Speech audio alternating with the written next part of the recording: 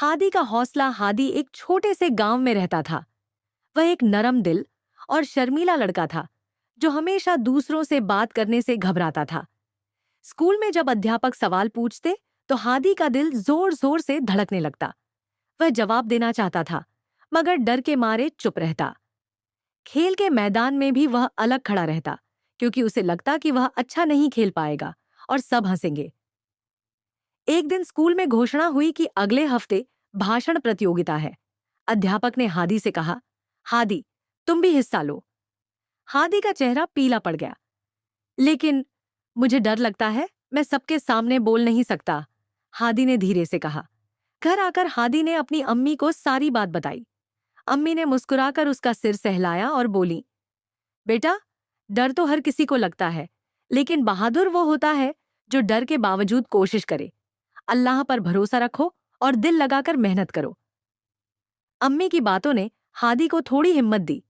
उसने छोटे छोटे वाक्य लिखे और आईने के सामने खड़े होकर अभ्यास करने लगा। पहले उसकी आवाज कांपती रही, मगर रोजाना की मेहनत से वह बेहतर होता गया। आखिरकार प्रतियोगिता का दिन आ गया। हादी का दिल फिर जोर जोर से धड़कने लगा, मगर उसने दिल में दुआ की, या अल्लाह, मेरी मदद फरमा। मंच पर चढ़ते समय उसके पैर कांप रहे थे, लेकिन उसने गहरी सांस ली और जो याद किया था बोलना शुरू कर दिया। हैरानी की बात यह थी कि जैसे जैसे वह बोलता गया, उसका डर कम होता गया। भाषण खत्म होते ही पूरा हॉल तालियों से गूंज उठा। नतीजा आया तो हादी को दूसरा पुरस्कार मिला।